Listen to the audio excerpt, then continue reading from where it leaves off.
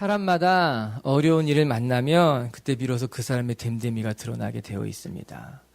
평상시에는 우리는 교양으로 또는 체면으로 자기를 잘 포장해 놓고 있기 때문에 그 사람의 속사람이 어떤지 그 사람의 됨됨이가 어떤지 잘 알지 못하지만 어려운 일을 만나게 되면 비로소 그 사람의 됨됨이가 드러나는 거예요.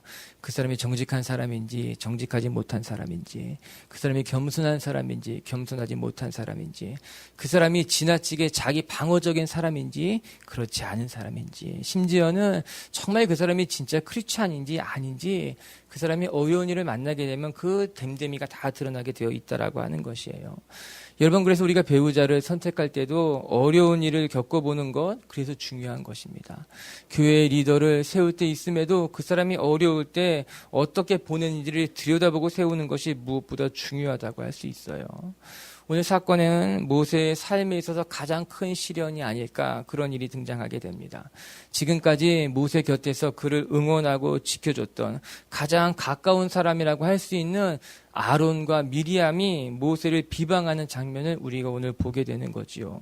지난주에 살펴본 것처럼 이스라엘 백성이 모세를 원망하는 것과 이건 비교가 되지 않을 만큼 왜 가장 가까운 사람이고 가족이었던 사람 아론과 미리암이 모세를 비방하기 때문에 그의 앞을 가로막았기 때문에 모세가 당한 충격은 그 어느 때보다 컸을 것이 분명하다는 거예요.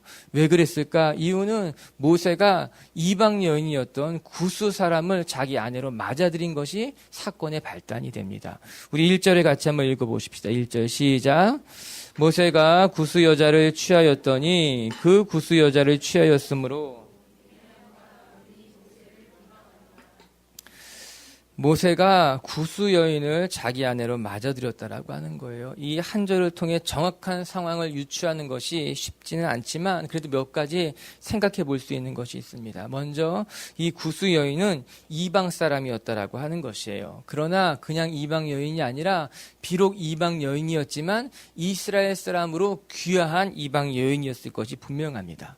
우리가 민수기를 쭉 묵상하고 있는데 우리가 일전에 묵상했던 것처럼 비록 이방 사람이라 할지라도 그가 하나님 앞에 유월절을 드리기로 작정하면 결심하면 유월절을 드릴 수 있겠다라고 하는 거예요. 이방인은 유월절 제사가 허락되지 못했지만 그러나 이방인 가운데 내가 이제 이방신을 버리고 여호와 하나님을 섬기겠습니다. 그렇게 결단하게 되면 회심하게 되면 이스라엘 백성으로 받아들이게 됐고 그에게 유월절 제사가 허락된 거죠. 요즘 말로 하게 되면 귀화하게 된 겁니다. 이스라엘 백성으로 망명하게 된 것 아니었겠습니까? 오늘 그 여인이 그런 과정을 겪은 여인이 아니었는가 생각하게 됩니다.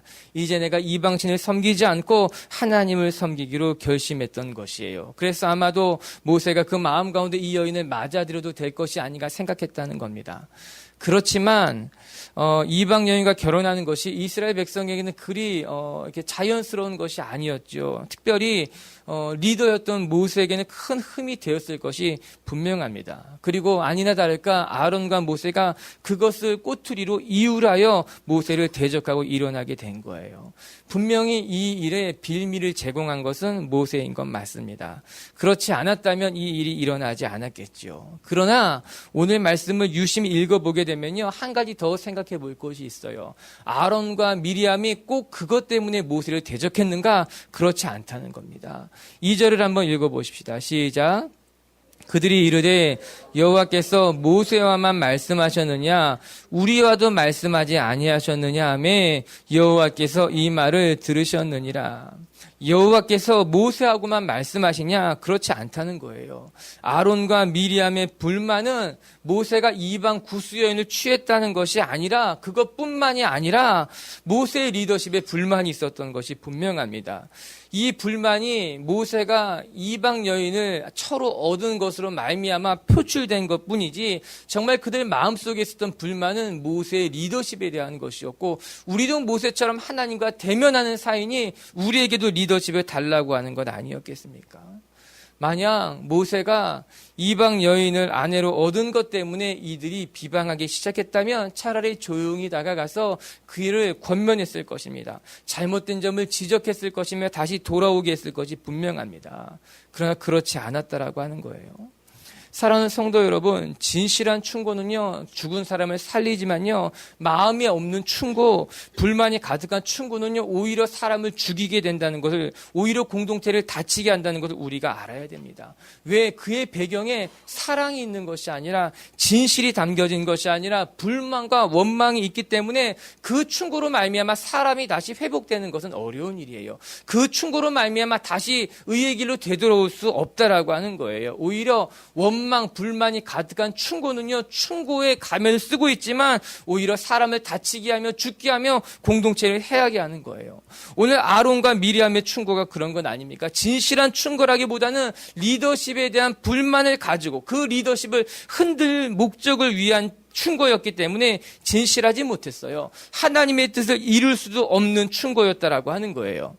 여러분, 여러분의 충고를 한번 들여다보시기 바랍니다. 여러분, 우리 주변에서 일어나는 적지 않은 충고의 상황들을 한번 떠올려 보시기 바랍니다. 정말 진정으로 그 사람을 사랑했기 때문에 내가 충고를 한 것인지, 권면을 한 것인지, 아니면 내 의를 드러내고자, 내 불만을, 내 원망을 터고자 그 사람을 비방한 것인지 우리는 살펴봐야 된다라고 하는 거예요.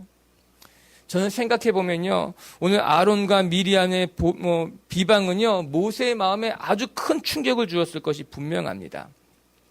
그들의 비방에는요, 이방 여인을 아내로 얻었다고 하는 눈에 보이는 실수가 있었기 때문에 모세가 숨을 곳이 없었을 것이 분명해요. 하지만 그보다 더 가슴 아픈 것은 그들이 모세에게 가장 가까운 사람이었기 때문에 가장 가까운 사람이 하는 비방과 충고는 오히려 모세의 마음을 더 힘들게 했을 것이 분명합니다. 우리가 지난주에 살펴본 것처럼요, 이스라엘 백성의 원망하고는 비교가 될 수 없었을 것이 분명해요. 그런데 놀라운 것은요, 이런 어려운 상황 속에서 모세가 어떤 사람인지 드러나기 시작했다라고 하는 것이에요. 하나님이 친히 임하셔서 모세를 변론하시면서 모세가 어떤 사람인지 아론과 미리암에게, 그리고 오늘 이 말씀을 묵상하는 우리에게 보여주고 있다라고 하는 것입니다. 여러분, 우리의 삶에 어려운 일이 찾아오게 되면요, 비로소 본 모습이 드러나게 되어 있습니다. 전 사랑하는 여러분, 우리가 감당이 어려운 일을 만났을 때 우리의 초라한 밑바닥이 드러나는 것이 아니라 오히려 하나님의 사람으로서 진가가 드러나는 아름다운 주의 백성들이 되기를 주님의 이름으로 축복합니다. 오늘 이 말씀에 모세는 어떤 사람이었는가? 여러분, 광야 40년 동안 모세가 어떤 인물인지에 대해서 구체적으로 드러난 적이 한 번도 없습니다. 사건을 통해서 유추해 볼 뿐이지 모세가 어떤 사람인지 알 수 없었던 거예요. 그런데 이 민수기 12장에는 모세가 어떤 사람인지 하나님이 정확히 말씀해 주고 계시다라고 하는 거예요. 3절을 읽어보십시다. 시작. 이 사람 모세는 온유함이 지면의 모든 사람보다 더하더라. 하나님이 친히 모세에 대해서 말씀하십니다. 모세는 어떤 사람인가? 그는 온유한 사람이며 그 온유함이 다른 모든 사람보다 더 승했던 사람이다.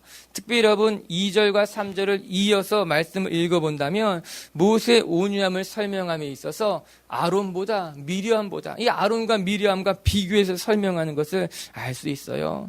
너희가 비방하고 있는 사람이지만 이 모세는 그가 가지고 있는 온유함은 너희들의 온유함보다 크며 이 땅의 모든 사람들보다 더 크다라고 하는 거예요. 여러분, 오늘 사건으로 들어가서 한번 생각해 보십시다. 오늘 사건은요, 모세가 비방받는 모습이에요. 비방당하고 있어요. 물이 없어서 원망하는 것이 아니라 이스라엘 백성이 고기를 달라고 불평하는 것이 아니라 오늘 시비의 원인은 모세에게 있었습니다. 그런데 그 모세를 누가 비방하고 있는가? 아론과 미리암, 모세 곁에서 가장 가까이 그를 돕던 아론과 미리암이 모세를 비방하고 있다는 것을 우리가 주목해 봐야 된다는 거예요. 여러분, 모세가 이들의 이야기를 듣고 얼마나 당황스러웠을까요? 그래도 적어도 내가 구스 여인을 아내로 취할 때 적어도 아론과 미리암만큼은 내 편이 되어줄 줄 알았는데, 나를 이해해 줄 줄 알았는데, 모든 사람이 나를 비방한다 할지라도 이 사람들만큼은 내 곁에서 나를 지켜줄 줄 알았는데 오히려 누가 비방하고 있는가? 이 아론과 미리암이 모세를 비방하고 있다라고 하는 것입니다. 얼마나 모세의 마음이 아픈 비수가 됐을까요? 그리고 생각해 보면요, 정말 우리의 가슴을 아프게 하는 경우는요, 나와 상관없는 사람이 우리를 상처 주기보다는요, 나와 가까운 사람이 우리에게 상처 줄 때 우리가 더 큰 아픔을 경험하게 되죠. 여러분, 우리가 인생을 살아가면서 몇 번이고 상처를 받잖아요. 어려운 일을 당하기도 하잖아요. 그러나 한번 돌아보시기 바랍니다. 정말 나와 가까운 사람에게 받은 상처가 더 깊고 날카로운 법이었더라고요. 여러분, 부모가 자녀에게 상처 줄 때 그 상처가 오래가게 되어 있습니다. 뒤집어서요, 자녀가 부모의 마음을 아프게 하면 그 부모가 받은 상처는 평생 간다고 이야기한 것 아닙니까? 가장 가까운 사람이 우리를 섭섭하게 하게 되면 그 섭섭함의 크기가 이루 말할 수 없는 법 아니겠습니까? 그래요. 돌아보면 우리는 가까운 사람에게 더 많이 상처받고요. 가까운 사람에게 상처받은 그 상처는 더 날카롭게 우리의 마음을 헤집게 되는 것 같습니다. 아마 모세가 받은 상처는요, 우리가 생각한 것보다 더 크고 깊었을 것이 분명합니다. 그런데 바로 그때 하나님께서 모세를 위해 변론하기 시작합니다. 모세를 품기 시작합니다. 모세를 지키기 시작했다라고 하는 것이죠. 3절에 뭐라고 나옵니까? 이 사람은 온유한 사람이다. 이 온유하다는 말이 무슨 말인가? 그 원뜻을 찾아보게 되면요, 자기를 낮추다는 뜻이더라고요. 괴롭힘을 그냥 당하고 있다는 뜻이더라고요. 여러분, 온유한 사람은요, 언제나 자기를 낮출 줄 아는 사람이에요. 자기를 낮추는 곳에서부터 참된 온유함이 시작된다는 건 아니겠습니까? 이 말뜻을 가지고 오늘 말씀을 유추해 본다면, 오늘 상황을 생각해 본다면, 아론과 미리암이 모세를 비방하는 그 비방 앞에서 모세는 그 비방과 맞서 싸운 것이 아니라 묵묵히 그 비방을 그냥 당하고 있었다라고 하는 겁니다. 자신을 비방하는 아론과 미리암 앞에 자신의 상황을 변명하거나 자신을 옹호하는 것이 아니라 자신을 더 낮추고 그들이 비방하면 비방하는 대로 돌을 던지면 돌을 던지는 대로 그냥 그 자리에서 가만히 맞고 있었다라고 하는 거예요. 그런 모습을 보면 하나님이 이 사람이 진정 온유한 사람이구나. 모세는 내가 지금까지 봐온 것처럼 온유한 사람이라고 하나님이 모세를 변론하기 시작했다라고 하는 것입니다. 모세는 가장 가까운 사람으로부터 비방을 받으면서 그의 마음이 무너지는 것 같았지만 자기의 삶을 변명하지 않았습니다. 단지 묵묵히 자기 자신을 지키면서 온유함을 잃어버리지 않고 있었다라고 하는 거예요. 그렇게 자기의 자리를 지키고 온유한 성품을 지키자 누가 돕기 시작했는가? 하나님이 돕기 시작했다는 거죠. 여러분, 어려운 억울한 일을 당하면 여러분은 어떻게 반응합니까? 누군가가 여러분을 비방하고 여러분의 실수를 꼬집어 말하고 난다면 여러분은 어떻게 그들에게 반응합니까? 내가 당한 것만큼 복수해줘야 된다고 생각합니까? 이유 없이 나를 비방하는 사람이라면 내가 그에게 변명하며 내 상황을 이야기하면서 때로는 독을 쏘아붙여서 2번 다시 나를 비방하지 못하도록 그 사람을 꺾어버리는 것이 맞다고 생각합니까? 오늘 우리는 이 말씀을 들여다보면서 우리의 됨됨이를 생각해 볼 수 있게 되기를 바랍니다. 나는 나를 비방하는 사람 앞에서 온유함을 지키고 있는가? 내 온유함이 나를 비난하는 사람들의 허물을 돕고 그 사람의 허물을 품으며 오히려 나를 비방하는 사람들을 하나님께로 인도하고 있는가? 우리는 우리 자신을 돌아봐야만 됩니다. 여러분, 여러분을 비방하는 사람들 앞에서 여러분은 어떻게 행합니까?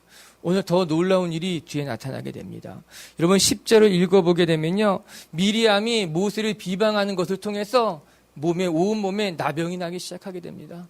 몸이 하얗게 썩기 시작했다라고 하는 것이에요. 그때 모세의 반응이 놀랍습니다. 13절을 같이 한번 읽어볼게요. 13절입니다. 시작.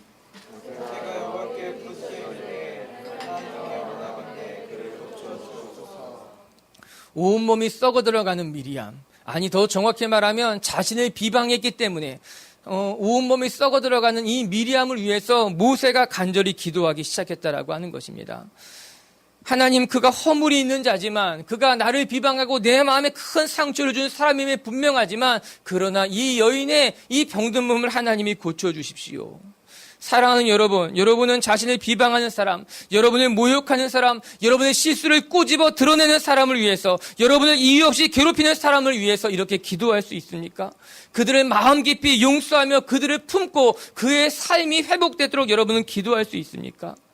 오늘 말씀을 통해서 우리가 깨닫게 되는 것, 예수님의 말씀이 생각이 났어요. 예수님이 뭐라고 말씀하십니까? 내가 원수까지도 사랑해야 된다고 말씀하신 것 아닙니까?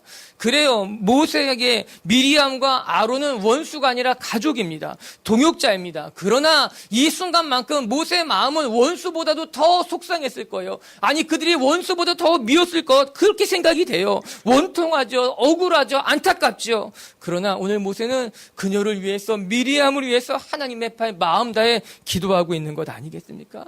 그녀의 허물을 오히려 모세가 품었다라고 하는 거예요. 우리가 세상을 살다 보면요, 우리를 대적하고 우리를 비방하고 우리를 반대하는 사람을 만날 수밖에 없습니다. 여러분, 모든 사람들에게 인정받을 수는 없어요. 모든 사람을 내 편으로 만들 수는 없는 거예요. 나를 좋아해서 나를 따르는 사람이 있는 반면에 또 내 의견에 반대하고 나를 싫어하는 사람이 있을 수밖에 없어요. 그렇게 마련입니다. 중요한 것은요, 나를 사랑하는 사람, 나를 좋아하는 사람들만 어울리는 것이 아니라 나를 반대하는 사람, 때로는 나를 비방하는 사람을 내가 어떻게 품을 건가가 예수 믿는 사람들에겐 더 중요한 일이라고 하는 거예요. 나를 따르는 사람에게 사랑을 받고 그 사랑 안에 즐거워하는 것은요, 그리 중요하지 않아요. 그건 누구나 다 할 수 있는 일이라고 하는 거예요. 그러나 우리가 하나님의 백성, 주를 따르는 사람이라면, 아니, 우리가 리더가 되기를 원한다면요, 나를 반대하는 사람, 나를 비방하는 사람, 나의 실수를 꼬집는 그 사람을 내가 어떻게 품고 내가 어떻게 그를 위해 기도하며 어떻게 그 사람과 함께 믿음의 길을 걸어가는가가 더 중요하다라고 하는 것이에요. 여러분이 진정한 영적 리더라면 저는 여러분이 여러분을 비방하는 사람도 품고 여러분의 마음을 아프게 하는 사람들을 위해서 기도할 수 있는, 그래서 여러분의 반대편까지도 결국 여러분의 사람으로 만들 수 있는 더 크고 넓은 정말 영적으로 리더가 될 수 있게 되기를 주님의 이름으로 축복합니다. 그런데 이 온유함이란 우리 스스로 되지 않는 겁니다. 나를 비방하는 사람, 내 마음에 상처 주는 사람을 내가 품고 그를 위해 기도하는 것, 어떻게 그럴 수 있습니까? 어떻게 모세처럼 내 자신을 낮추고 그를 위해 눈물로 기도할 수 있습니까? 그 힌트가 갈라디아서 5장에 등장합니다. 우리 갈라디아서 5장 22절 23절의 말씀을 같이 한번 읽어봅니다. 시작. 사랑과 희락과 화평과 오래 참음과 자비와 양성과 충성과 온유와 절제니 이 같은 법을 금지할 법이 없느니라. 여러분, 갈라디아서에서 이 온유를 무엇이라고 말합니까? 그것은 사람의 성품이 아니라 성령의 열매라고 이야기합니다. 즉 우리가 스스로 맺을 수 있는 것이 아니라 성령님께서 맺게 하시는 하나님의 선물이고 축복이라고, 그렇게 바울이 갈라디아 교회에게 이야기하고 있는 것 아닙니까? 맞아요. 이 온유라고 하는 것은요, 우리 안에 있는 성품이 아니라 하나님의 성품입니다. 우리 속에 있는 것이 아니라 하나님으로부터 말미암는 것이기 때문에 우리가 진정 온유한 사람이 되길 원한다면 성령의 열매가 맺혀져야 된다라고 하는 것이죠. 아마도 모세가 이런 온유한 성품을 가지고 있었던 것은 그가 끊임없이 하나님을 의지하는 것으로 말미암아 그가 하나님의 영의 이끌림을 받는 사람이었기 때문에 가능했던 것이 아닐까? 아니, 그것이 분명하다라고 하는 거예요. 여러분, 모세는 하나님의 사람, 성령의 사람, 성령을 이끄는 사람이었기 때문에 그의 삶 가운데는요, 사랑과 희락과 화평과 오래 참음과 자비와 양성과 충성과 온유와 절제의 열매, 이 성령의 열매가 맺혔기 때문에 비로소 그가 온유한 사람이 될 수 있었던 것 아니겠습니까? 오늘 저와 여러분에게 우리 속에 성령의 열매, 그래서 우리도 모세처럼 우리를 비방하고 우리를 깎아내리고 우리의 실수를 꼬집는 사람도 품을 수 있는 성령의 열매가 맺히는 날이 되길 주님의 이름으로 축복합니다. 두 번째, 모세가 어떤 사람인가? 오늘 말씀에 그것이 드러나게 됩니다. 이 사건을 통해서 드러나게 되는 모세 누구인가? 그는 하나님 앞에 누구보다도 충성스러운 사람이었다라고 하는 거예요. 그가 열심히 애를 쓰고 수고한 것을 우리가 알고 있지만 하나님이 이렇게 정확하게 그에 대해서 말씀해 주고 계세요. 7절을 봅니다. 시작. 내 종 모세와는 그렇지 아니하니 그는 내 온 집에 충성합니다. 여러분, 모세에 대해서 하나님이 구체적으로 하나씩 말씀해 주고 계세요. 모세는 온유한 사람이다. 모세는 충성스러운 사람이다. 너무나 부럽고, 너무나 귀하고, 하나님께서 우리에게 나타나셔서, 그 사람은 온유한 사람이다. 그 사람은 충성스러운 사람이다. 오늘 사건의 발단을 들여다보십시오. 아론과 미리암이 모세를 어떻게 비방합니까? 2절에 보게 되니까요, 모세, 당신만 하나님의 음성을 듣느냐? 나도 하나님의 음성, 우리도 하나님의 음성을 들을 수 있다라고 하는 거예요.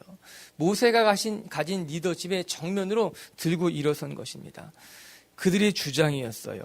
그런데 그들이 이렇게 주장하기에 이전에 중요한 사건, 배경이 되는 사건이 11장에 등장하게 됩니다. 우리가 지난주에 읽었던 말씀인데 그건 무엇인가 하면 하나님께서 이 모세가 혼자 짐을 짊어지고 가는 것이 안타깝기 때문에 모세를 위해서 70명의 동역자들을 세워주신 것이 우리가 지난주에 묵상한 말씀 아니겠습니까? 그리고 70명의 리더십을 세워주는 과정에서 하나님의 영이 그들 가운데 임재하십니다. 그래서 그들이 오늘 말씀처럼 예언을 하기도 하고 하나님의 음성을 듣기도 하며 성령의 사람으로 또 하나님이 그들을 세워주신 것이죠. 민수기 11장 25절의 말씀을 같이 한번 읽어볼까요? 우리 자막을 통해서 시작.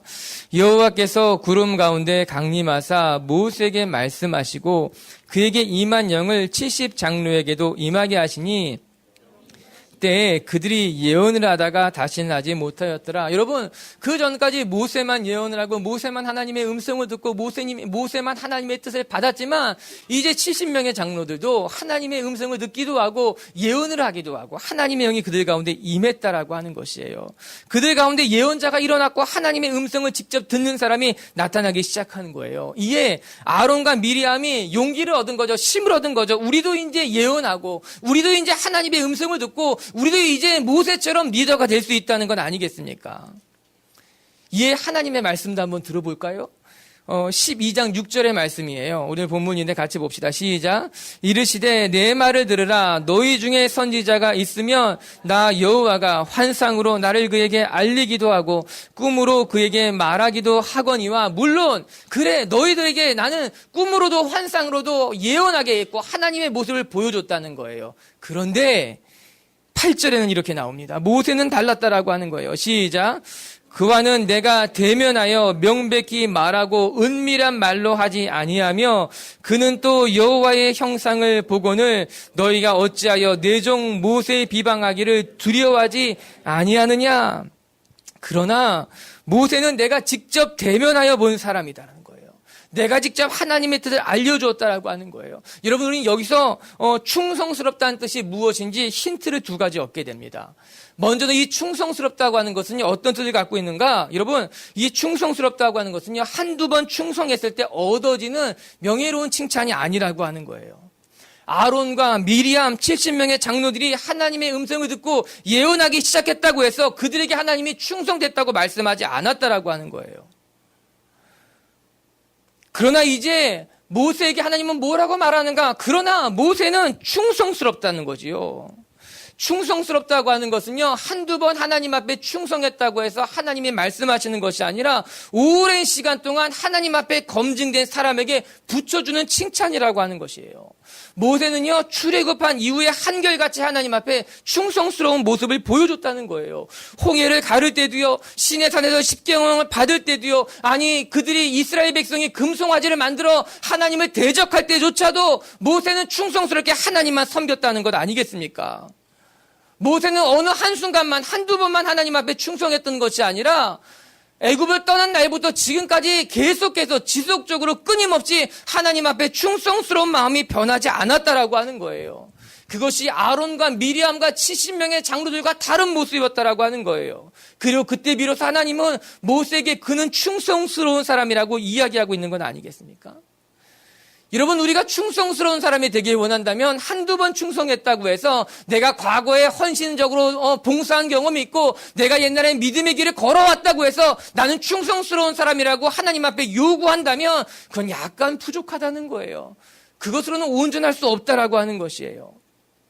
두 번째, 이렇게 충성스럽기 때문에 하나님이 모세를 직접 대면하여 말씀했다라고 하는 겁니다. 이 한결같은 모습을 갖고 있는 모세에게는 하나님이 직접 대면하여 하나님의 뜻을 보여주고 계시다라고 하는 것이에요. 사랑하는 성도 여러분, 충성스러움은 믿는 자들에게 요구되는 매우 중요한 덕목임에 틀림없습니다. 우리가 하나님의 사람이라면, 그리고 우리가 하나님의 사랑을 입은 사람이라면 우리는 마땅히 충성스러운 사람이 되어야 되는 것이 맞습니다. 그러길 원한다면 우리는 어느 한순간 충성스럽게 살아가는 것이 아니라 한결같이 우리의 삶에 충성스러움이 배어 있어야 된다라고 하는 거죠. 바울은 고린도 교회에 이렇게 당부하고 있어요. 고린도전서 4장 1절과 2절의 말씀에 보게 되면은 같이 봅시다. 사람이 마땅히 우리를 그리스도의 일꾼이요 하나님의 비밀을 맡은 자로 여길지어다. 그리고 맡은 자들에게 구할 것은 충성이니라. 아멘. 하나님께서 우리에게 구하는 것은 충성이고 우리가 마땅히 하나님 앞에 올려드려야 될 것은 한결같이 변함없이 충성된 마음으로 하나님을 바라보는 것, 그것이 하나님의 일꾼이요 하나님의 비밀을 맡은 자에게 요구되는 덕목이라고 하는 거예요. 예수님의 말씀도 귀담을 필요가 있어요. 누가복음 17장 10절에 보면 이런 말씀이 있습니다. 이와 같이 너희도 명령받은 것을 다 행한 후에 이르기를 우리는 무익한 종이라 우리가 하여야 할 일을 할 것뿐이니라 할지니라 이렇게 나오지 않습니까? 우리에게 맡겨진 그 일을 감당하면서 내가 잘했지요, 내가 이 정도면 훌륭하지요, 내가 이렇게 했다고 말하는 것이 아니라 마땅히 내가 해야 될 일을 한 것입니다. 저는 그냥 무익한 종이고 나는 충성할 뿐입니다 고백하는 것이 예수님이 종들에게 원했던 하나님의 마음 아니겠습니까? 맞아요. 우리는 우리에게 맡겨진 자리에서 충직하게 충성스럽게 그냥 내 자리를 지키는 것이 하나님의 백성으로서 하나님의 비밀을 맡은 자로서 마땅히 해야 될 일이라고 하는 것이죠. 그리고 모세는 그렇게 한결같이 자기의 자리를 지켰다는 거예요. 누군가가 나를 비방할 때도 나와 가장 가까운 사람이 나의 실수를 붙잡아서 나를 흠잡을 때에도 그는 변함없이 온유함으로 그 자리를 지켰기에 하나님은 말씀하시기를 이 사람은 충성된 자다. 이 사람은 나의 사람이다. 그렇게 이야기하고 있는 것 아니겠습니까?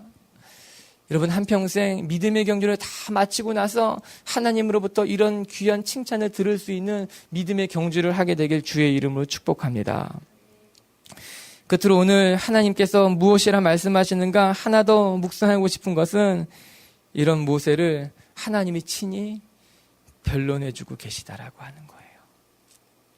여러분 이 사건을 통해서 모세가 얼마나 온유한 사람인지, 모세가 얼마나 충성스러운 사람인지, 모세가 아론과 미리암과는 비교할 수 없을 만큼 70명의 다른 장로들과도 비교할 수 없을 만큼 그는 온유하고 충성스러운 사람이라는 것이 만천하에 드러나게 됐다라고 하는 것이에요.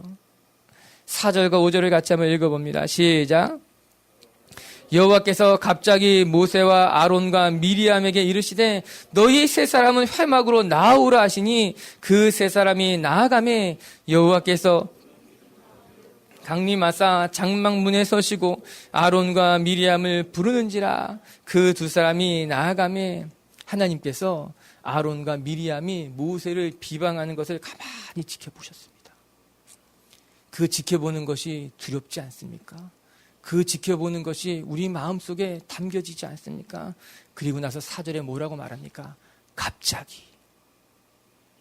그 비방을 다 듣고 나서 하나님이 갑자기 그들을 불러내십니다. 그러냐? 그러면 미리암과 아론과 모세는 성소 안으로 나오라라고 하는 거예요. 오늘 그 장면인 거예요. 우리가 묵상한 것이죠. 그리고 나서 하나님께서 그들에게 친히 말씀하고 계십니다. 아니다. 모세가 비록 이방 여인을 처로 얻었을진 모르지만, 모세가 비록 너희 앞에 어찌 행했는지 모르지만, 그러나 모세는 내가 보기에 온유하며 충직한 자다라고 하나님이 친히 모세를 변호하고 있다는 거예요. 하나님이 친히 모세를 지켜주고 계시다라고 하는 거예요. 여러분, 모세는요 지금까지 겪어보지 못했던 절대절명의 위기에 처한 겁니다. 이스라엘의 두 번째 지도자라 할 수 있는 아론과 미리암이 모세를 치고 올라온 거예요. 이스라엘의 리더들이 모세를 치고 올라온 절대절명의 위기에 놓여 있었어요. 게다가 모세의 마음은 찢어지는 것처럼 아팠어요. 가슴이 너무너무 아팠어요. 그때 하나님이 그들을 불러내어 이리 말씀하는 거죠. 아니다. 나는 모세의 편이고 모세는 내 앞에 충직한 사람이다. 저는 이것이 세상 부러웠습니다. 사람이 비방해도 하나님이 지키면 되는구나 깨닫게 됐습니다. 세상 사람들이 우리를 멀리한다 하여도 하나님이 우리 곁에 가까이 계시면 문제되는 것이 아니구나 깨닫게 됐습니다. 사랑하는 성도 여러분, 스스로 자신을 변론하고 변명하는 사람처럼 초라한 사람은 없습니다. 그만큼 초라한 사람이 어디 있겠습니까? 그러나 내가 내 자신을 변명하지 않고, 내가 내 신앙을 변명하지 않고, 내가 내 헌신을 변명하지 않는다 하여도 하나님이 우리의 신앙을 변호해 주시고 하나님이 우리의 헌신을 변호해 주신다면, 세상 사람들이 우리를 다 멀리한다 하여도 하나님만큼은 우리를 인정해 주고 하나님만큼 우리를 충성스럽다 말씀하신다면 거기에 우리 족한 것 아닙니까? 거기에서 우리가 다시 일어날 수 있는 것 아닙니까? 그것을 우리는 다시 믿음의 길을 걸어갈 수 있는 것 아니겠습니까? 여러분, 그리고 보면요, 성경에 나오는 위대한 믿음의 선배들은 사람에게 인정받았던 사람들이 아니라 모두 다 한결같이 하나님에게 인정받은 사람들이라고 하는 거예요. 비록 그들이 세상에서는 무시를 당했을지 모르지만, 비록 사람들에게 따돌림을 받았을지 모르지만, 그들이 믿음을 저버리지 않았기에 하나님은 그들의 편에 계셨으며 하나님이 그들을 지키셨으며 하나님이 그들을 변호하고 변론해 주셨던 것 아닙니까? 여러분, 다니엘은요, 누가 그를 지켰습니까? 하나님이 그를 지킨 것 아닙니까? 다니엘의 새 친구들을 누가 변호해 주십니까? 하나님이 그들의 결정이 옳다고 그들을 풀무불에서부터 지키고 변호해 주신 건 아닙니까? 맞습니다. 여러분, 우리는 어떤 사람이 되어야 되는가? 하나님이 지키시는 인생, 하나님이 보호하시는 인생, 하나님이 변호해 주는 인생이 되는 것이 우리의 꿈이요, 우리의 삶이요, 우리의 목적이라고 하는 것이에요. 그럴 때 우리에게 참된 안식이 있고 평안이 있고 우리의 삶이 힘을 얻을 수 있게 되는 것 아니겠습니까?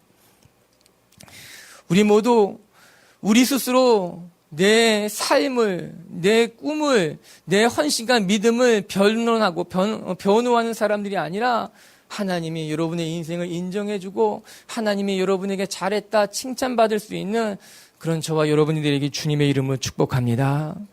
말씀을 마치겠습니다. 여러분, 사람이 어려운 일을 만나면요, 비로소 그 사람의 됨됨이가 드러나게 되어 있습니다.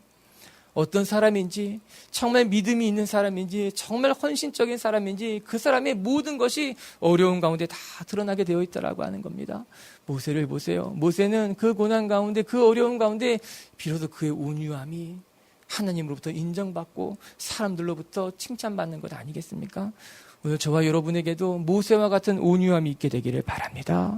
그리고 두 번째, 모세는 한순간만 충성스러웠던 것이 아니라 한평생 한결같이 충성스러웠기에 하나님은 모세를 가리켜서 그는 충성스러운다 말씀해주고 계십니다. 우리도 충성스럽길 바라요. 끝으로 하나님이 지키시는 사람, 하나님이 변호하시는 사람, 하나님이 편들어주는 인생이 된다면 우리는 세상 부러울 것이 없을 것입니다. 할렐루야.